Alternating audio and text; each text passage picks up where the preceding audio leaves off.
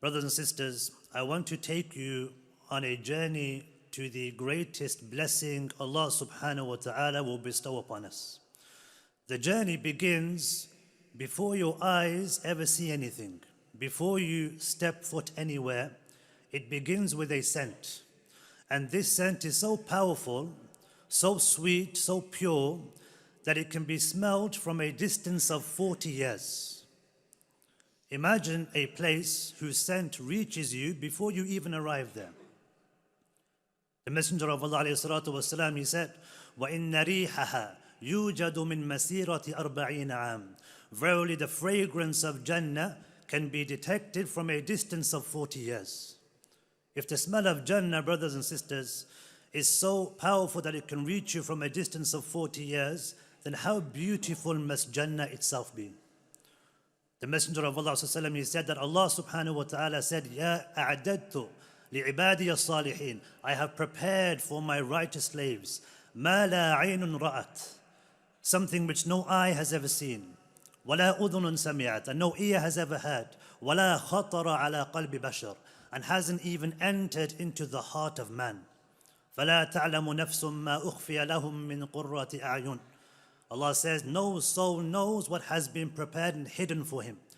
That's going to be comforting to their eyes. جَزَاءً بِمَا كَانُوا يَعْمَلُونَ. As a reward of what they used to do. And as you step into Jannah, you'll be greeted with the angels, the gatekeepers of paradise. And they'll say, سَلَامٌ عَلَيْكُمْ بِمَا صَبَرْتُمْ. Peace be with you for what you patiently endured in the dunya, from the trials and tests. This is the reward of the people who will enter. فَنِعْمَ عُقْبَ الدَّارِ. And how great is the final home, your final resting place. And if this wasn't enough, Allah subhanahu wa ta'ala himself will greet you. سَلَامٌ قَوْلًا مِّن رَبِّ الرَّحِيمِ. Salam, a word from your Lord most merciful. Imagine being greeted by Allah subhanahu wa ta'ala himself. The Messenger of Allah sallallahu alaihi wasallam, he said that Jannah has abwab, multiple gates. Whoever is from the people of Salah will enter from the gate of Jannah, from the gate of Salah. Whoever is from the people of Jihad will enter from the gate of Jihad. Whoever was from the people of Sadaqah and charity, they'll enter from the gate of charity. From the gate of charity. Whoever was from the people of fasting, they'll enter through Ar-Rayyan, the gate for those who used to fast in this world. One of the companions, he said, O Messenger of Allah, will there be anyone who will enter Jannah and he will be able to choose whichever gate he wants to enter Jannah with? And the Prophet ﷺ, he said, yes, and I hope that you will be from amongst them. And this was no one other than Abu Bakr as-Siddiq radiallahu anhu. We know that the pleasures of Jannah are multiple. The Messenger of Allah ﷺ, he spoke about these gates that we will enter into Jannah with. And he said, whomsoever performs wudu, and then says, Ashhadu an la ilaha illallah wahdahu la sharika la, wa ashhadu anna Muhammadan abduhu wa rasuluh, he will enter into Jannah from whichever one he wishes. But these gates aren't like the gates of the dunya, aren't like the gates of this world. The Prophet ﷺ, he said, there will be a distance of 40 years from one side of the gate to the other. The Prophet ﷺ, he will be the first to come up to these gates on the Day of Judgment when people are admitted into Jannah. And he will ask for the gates to be opened. The gates will be closed. And the angel will say, who are you? And he will say, I am Muhammad sallallahu alayhi wasallam. And the angel will say, I was ordered not to open the gate for anyone else before you. And then the poor from the Muhajirin will enter into Jannah. And the rest of the companions of the Prophet sallallahu alayhi wasallam will enter Jannah. 70,000 of the ummah of the Prophet Muhammad sallallahu alaihi wasallam will enter into Jannah, and they will be the cream of the crop. The Prophet sallallahu alaihi wasallam, he said that they will enter into Jannah, and the first of them will not enter into Jannah until the last of them do so. None of them will precede the other. None of them will have any delay. And then when you enter into Jannah, you'll be given food. You'll be taken care of. You'll be given delicacies, things like fish, things like a bull that's grazing on the outskirts of Jannah that will be slaughtered for its inhabitants. And these foods, even though they have the same names as foods in this world, some we like and some we don't like, in Jannah, they don't taste like the foods of this world. It's nothing that we could ever imagine. And the first drink that we will have in Jannah will be called Salsabil, from a spring and river from the rivers of Jannah. The first group to enter paradise will be like the full moon, bright and glowing, and they will never need to spit or blow their noses. They'll never ever have to use the bathroom again, akramakumullah. And they'll have vessels made of gold. They'll have combs of gold and silver. There'll be incense in paradise. A person will perspire, he will sweat, but that sweat will smell of musk. A person will enter Jannah and he'll see people that he used to dislike, he had hatred towards in the dunya. And they're both in Jannah, but there will be no enmity, there will be no hatred. Allah subhanahu wa ta'ala will remove all of it. وَنَزَعْنَا مَا فِي صُدُورِهِم مِّنْ غِلٍّ إِخْوَانًا عَلَى سُرُرٍ مُتَقَابِلِينَ. Allah says we will remove whatever they had in their hearts of resentment and hatred and animosity. They'll be brothers. They'll be reclining ala surur. They'll be reclining on couches and thrones, facing one another, talking to one another. There'll be no tiredness. لا يمسهم فيها نصب وما هم منها بمخرجين. Allah says that no fatigue will touch them in Jannah, and they'll never ever be leaving Jannah. They'll never be expelled. Once you enter, you'll enter and you'll live there forever, and you'll never get bored. And everything will be exactly how you like it, exactly how you desire it. لهم فيها ما يشاءون. They will have whatever they want. ولكم فيها ما تشتهيه الأنفس.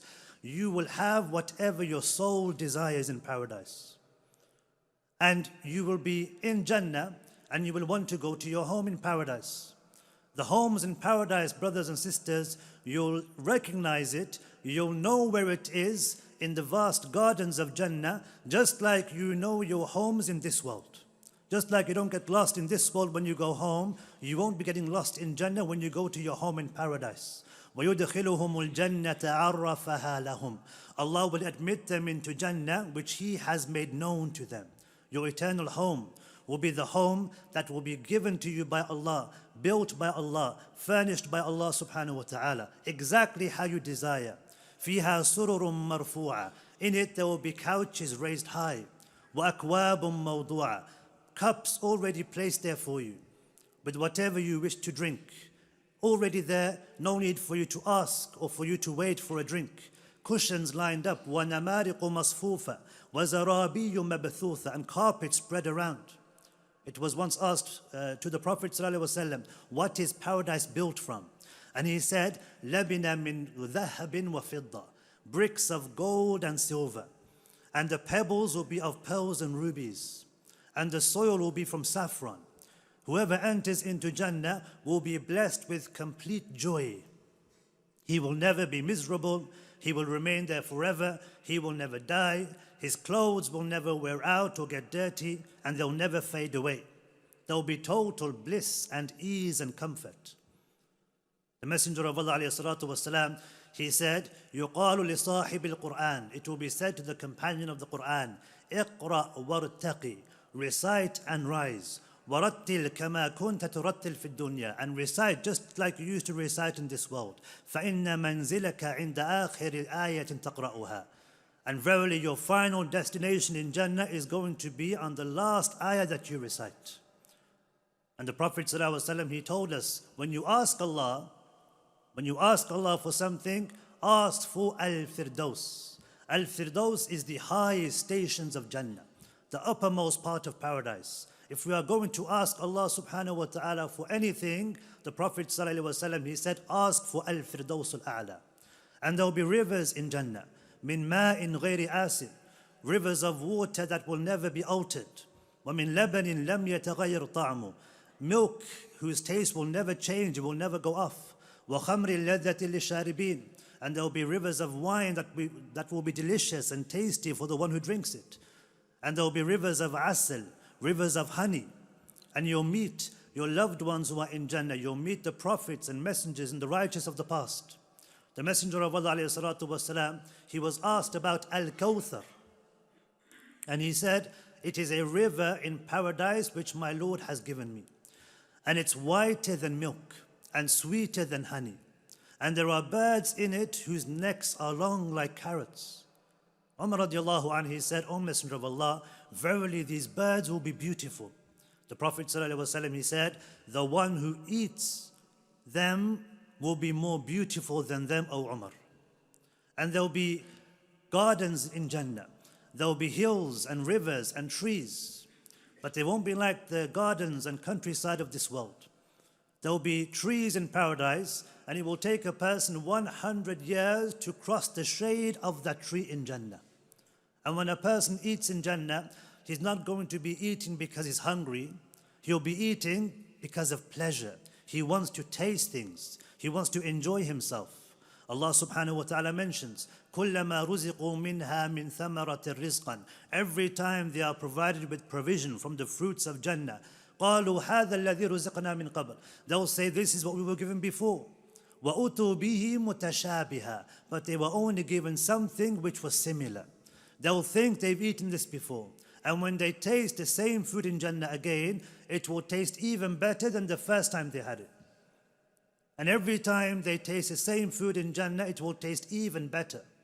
Unlike food in this world, the more we eat, the more we get tired of it. قُطُوفُهَا دَانِيَةٌ. Fruits in paradise will be hanging low, easy for us to pick, easy for us to reach and eat. A person will be clothed in Jannah. Allah subhanahu wa ta'ala says, يُحِلَّوْنَ فِيهَا مِنْ أَسَاوِرَ مِنْ ذَهَبٍ وَلُؤْلُؤًا.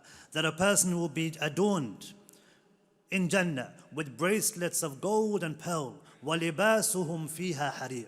And he'll have clothes made of silk. Once, the companions, they said that the Messenger of Allah sallallahu alaihi wasallam, he was given a silken garment as a gift. And he said we were all admiring its beauty and its softness. They'd never seen anything like this before. And the Prophet sallallahu alaihi wasallam, he noticed them being impressed with this cloth. And so he said the handkerchiefs of Sa'ad ibn Mu'adh in paradise are better than this. Small handkerchiefs in Jannah will be better than the most expensive cloths we could ever imagine in this world. The people in Jannah, they'll be enjoying themselves. There'll be complete bliss and happiness.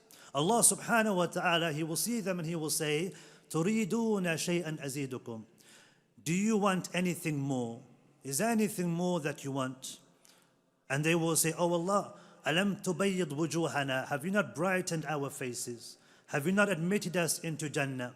Have you not saved us from hellfire? Then the veil will be lifted, and they will not have seen anything more beautiful and more dear to them than looking up at their Lord Azza wa Jal. وُجُوهٌ يَوْمَئِذٍ نَاظِرَةٌ. Allah says some faces on that day will be radiant. إِلَى رَبِّهَا نَاظِرَةٌ. Because of them looking at Allah subhanahu wa ta'ala. أقول قولي هذا واستغفر الله لي ولكم إنه هو الغفور الرحيم. بسم الله الرحمن الرحيم. الحمد لله رب العالمين والصلاة والسلام على أشرف الأنبياء والمرسلين نبينا محمد وعلى آله وصحبه أجمعين. Brothers and sisters, we were speaking about the descriptions of paradise and how it will be when by Allah's permission, inshallah, we will enter into Jannah and the blessings that Allah subhanahu wa ta'ala will give us. These blessings, brothers and sisters, don't come free. Allah subhanahu wa ta'ala has given us this life as a means to test us. We will have trials and tribulations in this world. وَتِلْكَ الْجَنَّةُ الَّتِي أُورِثْتُمُوهَا بِمَا كُنْتُمْ تَعْمَلُونَ. That this paradise which you have been inherited with, that you've been given by Allah, it's because of what you used to do in this world. Our actions will determine what happens on the Day of Judgment. And all of this is in the hands and the mercy of Allah subhanahu wa ta'ala. This life is going to be a struggle. There is no Jannah on earth with a person not going through trials and tribulations. You are going to go through tests. Every single human being will be tested. And those tests, based on how he responds to them, Allah subhanahu wa ta'ala will either reward him or He won't reward them and punish him as a result of his shortcomings. And this is why it was once asked of Imam Ahmad ibn Hanbal rahimahullah. Somebody asked him, when will we taste rest and peace and tranquility? When is all this going to be over, these trials and tests and tribulations? And Imam Ahmad rahimahullah, he said, عند أول قدم يضعها في الجنة. At the first step that we place into Jannah itself. So brothers and sisters, this world is a test. It's a trial and tribulation. And those who pass that test will be given the rewards that we've been mentioning. And we look at the companions of the past and how they would react with those who were going through trials and tribulations, and those who had passed away and those who had died. We reflect on what's happening in the world today. And we reflect on our own blessings which Allah subhanahu wa ta'ala has given us. We need to understand that these are blessings, but they could also be trials and tests which Allah has given us through these provisions and this wealth and this comfort and security which He has given us. Abdurrahman ibn Auf radiallahu anh, he would speak about Mus'ab ibn Umair, one of the companions who was a shaheed at one of the battles. And he was talking about his experiences and what he saw. After Mus'ab radiallahu anh died, he said he had one cloak. We were trying to cover his body because he had died. When we would cover his head, his feet would be bare. When we would cover his feet, his head would be bare. And this was the only cloth he had. And Abdurrahman ibn Auf would start to cry. And he was wealthy. Mus'ab radiallahu anhu was a wealthy young man, but he abandoned everything for the sake of Allah. And when he died, he had nothing left. Abdurrahman ibn Auf radiallahu anhu, he said, "U'tina min ad-dunya ma u'tina." He said, we have been given whatever Allah has given us in the dunya, from the blessings, because he was wealthy. وَلَقَدْ خَشِينَا أَن تَكُونَ حَسَنَاتُنَا عُجِّلَتْ لَنَا. But I'm afraid that our reward has been hastened to us in this world. Because they were tested, because they went through those struggles and those difficulties, and Allah never blessed them with that wealth, Abdurrahman ibn Auf was worried that because of the comforts he had, this was as a result of the trials and tribulations which were being placed upon him. Yet he is one of those 10 who was promised Jannah by Allah subhanahu wa ta'ala. So brothers and sisters, in order for us to even smell the fragrance of Jannah, it's going to take effort. We need to understand that these blessings we have been given, that not everyone has been given, may be a trial and a test. And Allah Azza wa Jal wants to see how we're going to respond. What are we going to do with the blessings Allah Azza wa Jal has given us? We ask Allah subhanahu wa ta'ala that He allows us to be able to smell the fragrance of Jannah, and that Allah subhanahu wa ta'ala allows us to be able to enter into the highest stations of Jannah.